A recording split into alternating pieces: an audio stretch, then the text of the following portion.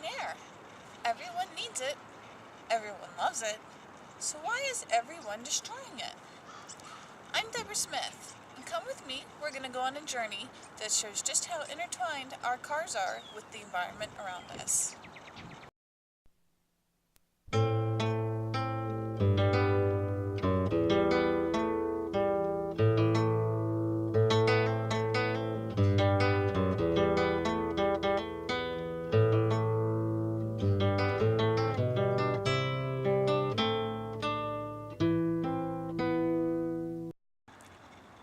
Let's go over the gas, the hybrid, and the electric cars, and we're going to compare the differences between them. We're also going to look into the environmental aspect and just see exactly what environmental impacts these three cars have.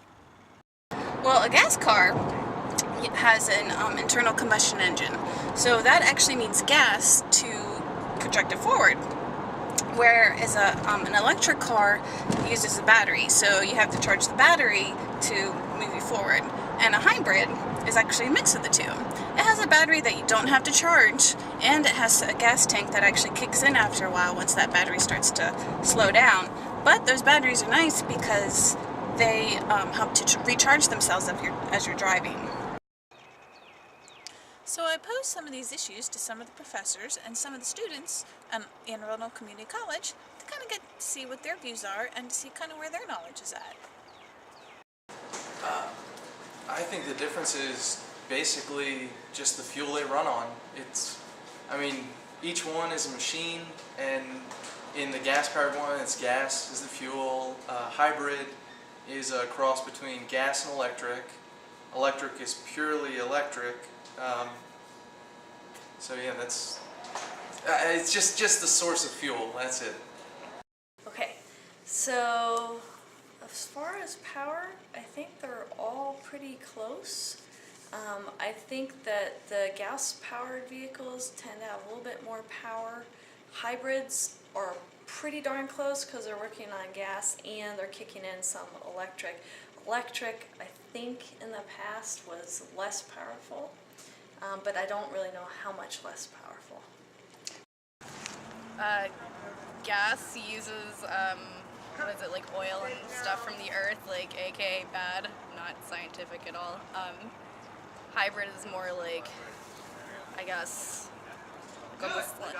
along the same lines of electric, but not like, it's more, you use less gas, and then electric is just straight up like basically battery powered, I guess. As far as I know, the difference comes in, burning gas, not burning gas, or kind of a mixture of both.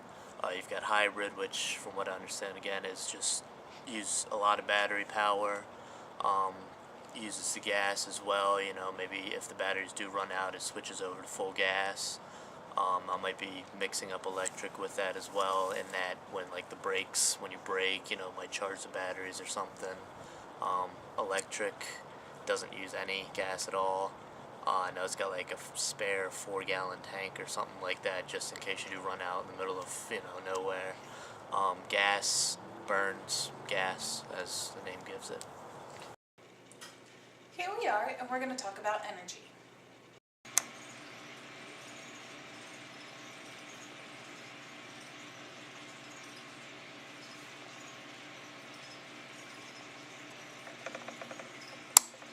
The source where we get the majority of our electricity is from the burning of coal.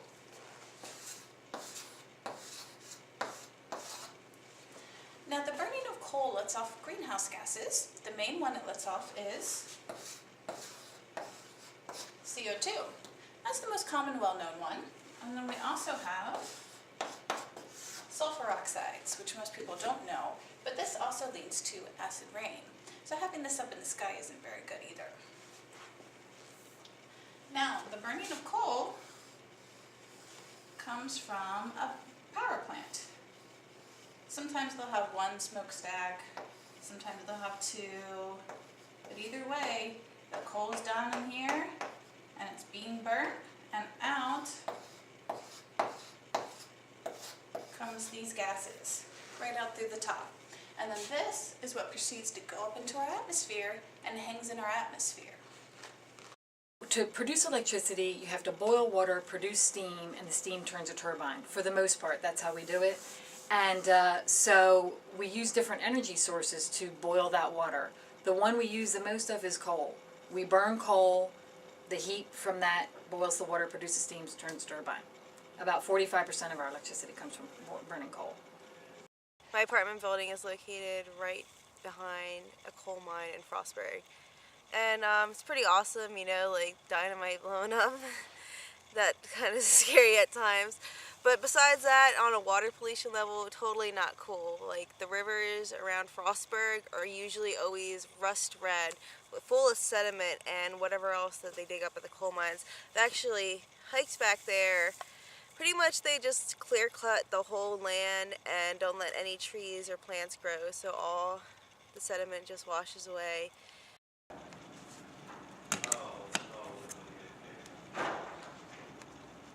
Coal is where we get the majority of our electricity, but another way is through nuclear power. Now, this initial nuclear, when you look at it, doesn't let off any CO2, doesn't let off any nitrous oxides, and doesn't let off any sulfur oxides. And think, wow, that's a great thing.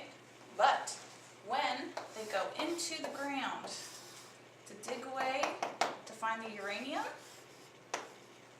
they have to dig down into that ground, find that uranium, and as they're digging, CO2 comes out. So technically, when they're using the uranium, no emissions are coming out. However, when they have to dig for the uranium, they do have emissions coming out.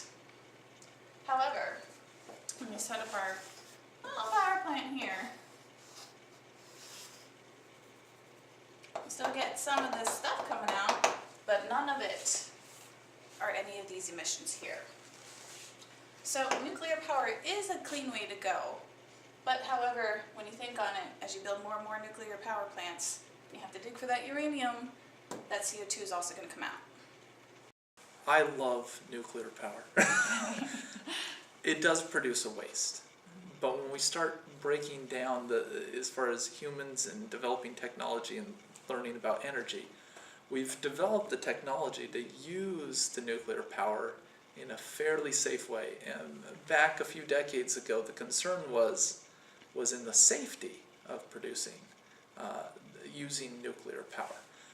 We can do it fairly safely with the new technologies, and the amount of waste that's produced is actually very, very small. Currently, most waste produced by nuclear power plants, they're able to store on site and have been able to do that for decades.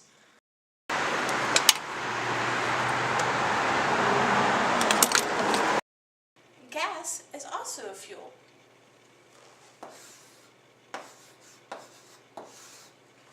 Gas is mainly used to fuel your cars. You also have like gas, oil lamps, and things like that you can use. But the main thing we use gas for is transportation. So when gas is put into the tank of your car, it lets off CO2 emissions when it starts burning the gas. So we have our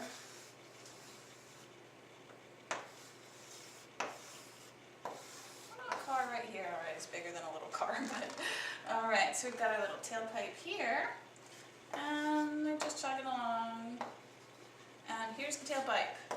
So as they're burning the CO2, we're using the gas to drive forward, CO2 comes out the tailpipe. So you have all that carbon dioxide coming out. Now also, you can also get nitrous oxides coming out of there as well. So when you're burning your car, the gas in your car, it releases CO2 and nitrous oxides, which then also go up into the atmosphere and just hang out in there, which help to contribute to a lot of our environmental problems. We use a whole lot of gasoline, an astonishing amount of gasoline, and we don't make near that much. So there's a political issue, which is that we have to buy this gasoline from somebody else, and the countries that have it aren't the ones that we get along with so well all the time. So that's one issue. But the other issue is when you burn anything, and certainly when you burn gasoline, you get emissions. You get pollutants that come out, and because we burn so much gasoline, we produce a lot of emissions, and we produce a lot of pollutants from that. So there's an environmental reason as well as a political reason that it's not ideal. So yeah, so that's, there's a lot of things there, but there are benefits of it also. I mean, you definitely don't want to sell it short. I mean, oil and gas, natural gas, coal, these things can provide the energy necessary for a superpower. It's just the limited nature of them is what really makes them not really tenable in the far future. Here we have a representation of land-based carbon sequestration. This shows us just exactly how deep we dig into our Earth. So on the left-hand side we have our oil wells, gas wells, coal seams, and saline aquifers. Now if you look up on the surface to the right, you see 4 drills. Each drill goes down to a different layer of the Earth. The first drill on the left, there's a little gray line, and you can see that it goes down to our gas wells. And here you just see little patches of black and kind of dark gray in there, and that just shows that the gas wells are just come in patches. Now the second drill goes all the way down to our saline aquifers, and there's plenty there. The third drill goes down to our coal seams, and you can see there that we have a long supply of coal. And then the last one goes to the oil wells, and then here you can actually see that the oil is drying up, because all you see is just solid black and just a few patches, and that's it. So here we can see just how far we dig into our Earth to get all the resources that we use for our different energy sources. Coal also releases mercury when you burn it, which is a heavy metal, a neurotoxin, affects people's brains and nervous systems. So when you might have heard about the problem with mercury in fish. Don't eat too much tuna fish because there's mercury in it. That comes from burning coal. The mercury in those fish, even in the oceans, comes from burning coal. And that's some of the problems with air pollution, is that it gets up in the atmosphere and it blows around, and it can come out and get into even the oceans. So burning coal bad because it is the dirtiest fossil fuel, producing the most air pollutants of all of the fossil fuels. And the global gas industry is very oppressive to people living in the countries where the gas comes from. Like, I know in Nigeria, I think it's in the south where they have oil rigs. The people that work, I just read an article about it like a year ago or something. They have no regulation on when they burn the oil, so people will fall in and just be ruined for the rest of their life, and they're breathing in all kinds of toxins, and so that's for health factors. It's very harmful. There needs to be more regulation. So why have I surrounded myself with balloons? Well, this is a great visual to show you just exactly how much CO2 is coming out of your tailpipe. Now when you drive, you're letting off about 10 pounds of CO2 for 1 mile, and that's just for a regular car. Now how much is 10 pounds? Well, one balloon here holds about 1/4 pound of CO2. So we would need 40 balloons to fill up that 10 pounds. Now if you look at this, it doesn't seem like a lot of balloons, but that's a lot of CO2. And that's a lot of CO2 for one car to be putting out for 1 mile. So think about all the other cars out there on the road. Some people drive 30, 40 miles per day, maybe more, maybe less, but they're putting out all this CO2 and then some, just like we're putting off when we drive. So that's a lot of CO2. It's a lot of CO2. On campus, I asked if people knew where exactly our gas comes from. I think it comes from the Middle East. Don't ask me anything other than that. Oil wells, bubbling oil springs, I don't know. I see oil rigs, and I see the Middle East, I see deserts. That's what I see in my mind. Middle East, Saudi Arabia, Afghan, I don't know, somewhere in there with all the sand and gas. From the Middle East. It's refined from oil that we bring over from there. Majority of our gas, I guess a lot of speculation is the Middle East, but I know that Alaska and somewhere in the middle of the ocean definitely. Geographically, it comes from Middle East. Specifically, it comes from Saudi Arabia because they have the largest supplies of anybody in the world. But the next couple of three down are all Middle Eastern countries too. And then you've got Venezuela, and then Russia's got a lot, although we don't buy any from them. But the Middle East and Venezuela are probably our biggest suppliers. Now this will probably be one of the scarier charts you actually see in this documentary. It's oil consumption and production forecast for the world. Now it goes from the year 2000 up to the year 2015. And on the left, it goes by barrels per day. Now you can see for the red line that represents oil consumption. The green line represents oil production. Now the peak oil production was in July of 2008. However, you can see that the red line is still above that line. So the entire section of these years, our oil consumption has been above our oil production. Now that red line should be equal to the green one, or actually below it. But unfortunately, we consume way more oil than we can actually produce. No matter where our oil comes from to supply our need for gas, it will always be a limited resource. Because of this, this sets prices for gas for people who have gas-powered cars. The price has steadily risen for many years. This year, 2011, the price is expected to be near about $4 a gallon.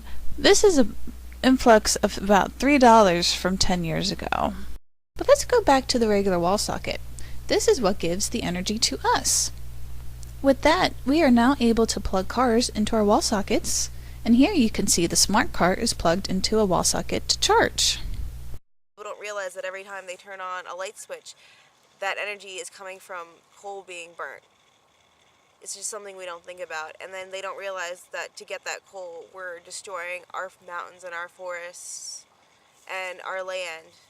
And we're putting a lot of animals endangered, and a lot of animals extinct and endangered.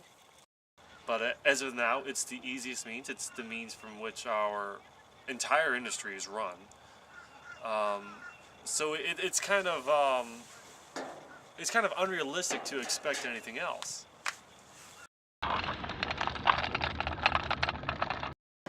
Here we are in my car, which is a gas-powered car. And she rides pretty well. I've had her for about 6 years now, and she's held up. She's a Toyota, which I know she's a foreign company, but I really like the Toyotas. They hold up pretty well. And if I could, I would get a Toyota Prius, because those are actually pretty cool. I mean, again, like I said, it's very smooth, it's very quiet. When you start the car, you don't even actually necessarily hear it start. And when you stop, you can't tell if it's on or off, so I like it for that. This is the Smart Car Electric Drive Passion Cabriolet.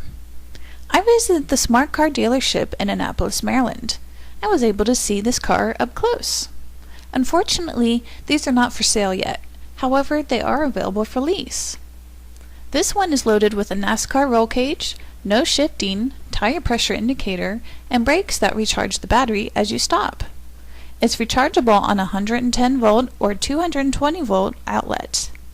This was a wonderful drive. The car is extremely quiet while it was on and moving. Earlier this year in February, I visited the Motor Trend International Auto Show in Baltimore, Maryland. It was hosted by the Maryland Automobile Dealers Association. I'm going to take a moment of your time and actually show you the car that I like. This is the Toyota Prius. This car is quite nice. It is a hybrid, so it does run off of battery and off of gas. It gets 50 miles per gallon to the rating, and it actually was named a 2010 top green car by the Kelley Blue Book. So this is a great car because it also comes with a solar panel on the rooftop, and that actually helps with the air conditioning, so the air conditioning is not pulling off of your gas tank.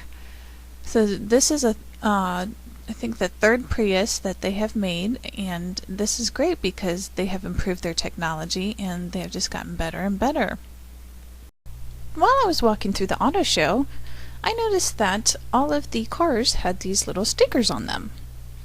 Some had these environmental performance stickers. And these were for the hybrid cars. And here it shows the global warming score and a smog score. So they both go 1 through 10, and 10 being the cleanest. And as you can see through these 3 different stickers here, none of the numbers go below 5. So that's pretty cool. It's also a great idea to actually put that on the cars themselves so people can see them. And then for the regular cars, they had the EPA fuel economy estimates. And this had gasoline city miles per gallon and gasoline highway miles per gallon. Now these ones definitely varied in numbers. So you can see just how good the car performs on the highway or the city. I asked the students and the professors roughly what's the percentage of how much time they actually spend driving alone per week. And here is what they said. Probably 80 to 90%. I'd say 75% of the time, probably. Okay. Yeah. Probably 50-50, to be honest with you. 95% of the time. 140. 70 to 75%. 80%, 70% of the time. Probably about 50-50. 70%. As a general question, I asked the students and the professors just how many cars their immediate family has, meaning in their house itself, how many cars do they have? To find these numbers, a survey was taken around the community college. This is a summary of the questions asked.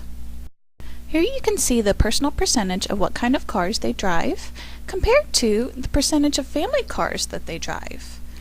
The trend here shows that gas cars are still immensely used more than any other cars.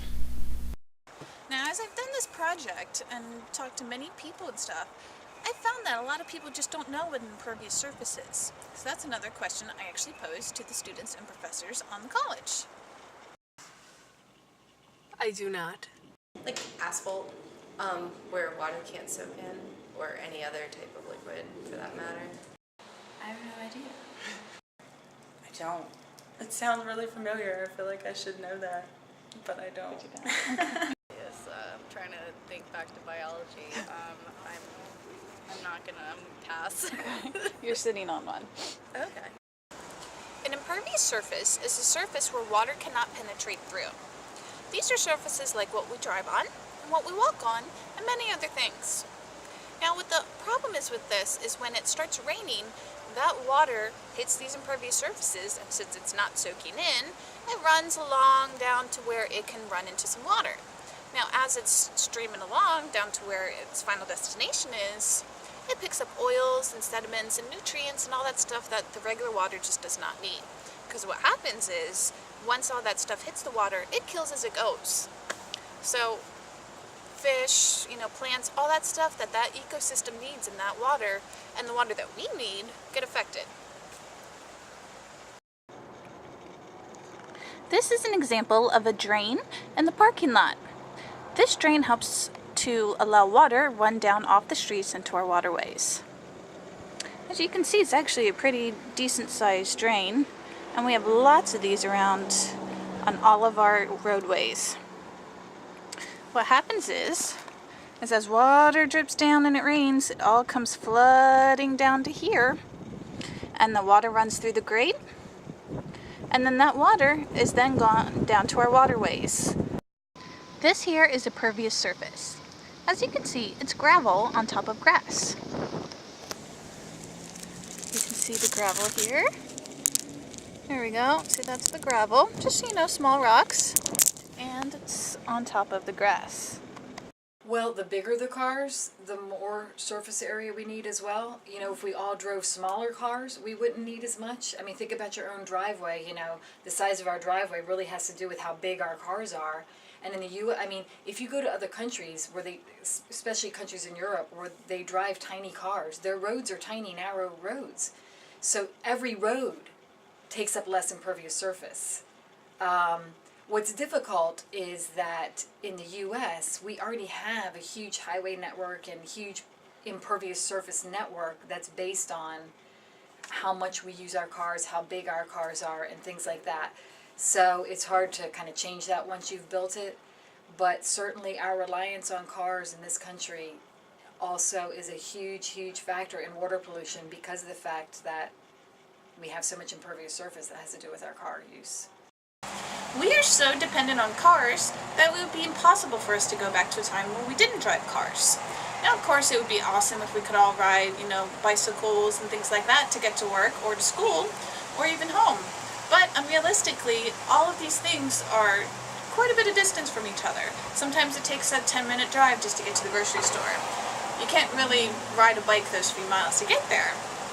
It would be nice. Ideally, of course, you would want everything, close together so you wouldn't need to drive everywhere. But these days we have to drive to work, we have to drive to school, we gotta drive home, we gotta drive to the store, drop the kids off, all sorts of things like that. So we're pretty dependent on cars right now. Well, I don't think anything could change my mind about driving a car since it's necessary for me to go to work. And considering I just learned that there probably really isn't that much of a difference in terms of what we're doing on gas versus electric or what have you, I don't have a choice. I need to have a car and I have to go to work. So unfortunately, I just have to make changes other ways other than my car. I teach ecology. I try to teach people how to be responsible with the environment, and also in my research try to understand how systems function. A lot of my own research is focused on streams and rivers and how carbon moves through those systems and how it's cycled and used by the different animals in those systems, and then also the abiotic resources there. After getting a chance to be in a gas car, a hybrid, and an electric, I enjoyed all of them.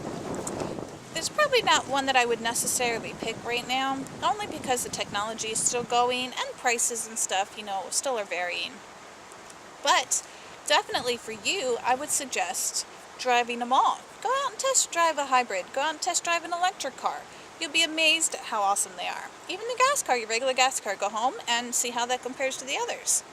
But I would definitely suggest before you jump into buying a car, definitely test drive each and every one of those so that you know exactly what works for you and what steps you want to do to help save the environment.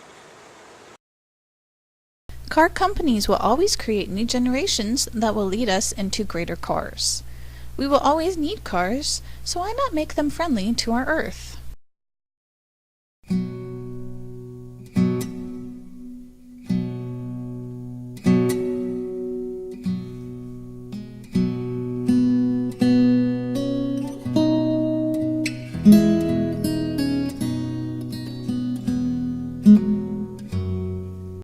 A gorgeous sunset just like this is not possible if we keep smogging up our air with CO2 emissions and the burning of fossil fuels. This is a sunset I would like to see every day. It's absolutely gorgeous. And we're able to see it because right now our air is just a little bit clean. We still have all these emissions and everything because the street is not far from here. But on a nice clear day like this, we do get to see images that are absolutely wonderful and part of wildlife and something that we actually want to keep. So having been able to see the sunset is just absolutely gorgeous and just reminds me every day that I want to see a sunset like this. And every morning, it'd be nice to see a sunrise that is very similar, where you can see all the colors and the sun, how beautiful it is. So more and more importantly, as we reduce the amount of clean air we have by burning these fossil fuels and by using the CO2 emissions coming out from the cars, the less and less of these beautiful skies we will actually have.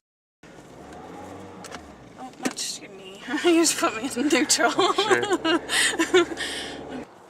Impervious surface, diamond. Something that I have no idea. It's about the best I can give you. That Pretty doesn't think much, so, Dad. basically. This is science for dummies right here.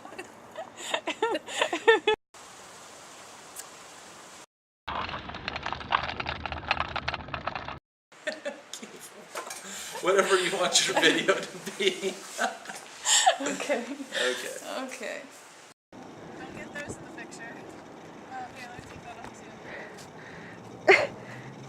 Slow down, slow down. It's like you're stripping. Deb, you're walking way too fast. Well, I definitely enjoyed this ride, so I hope you guys have too.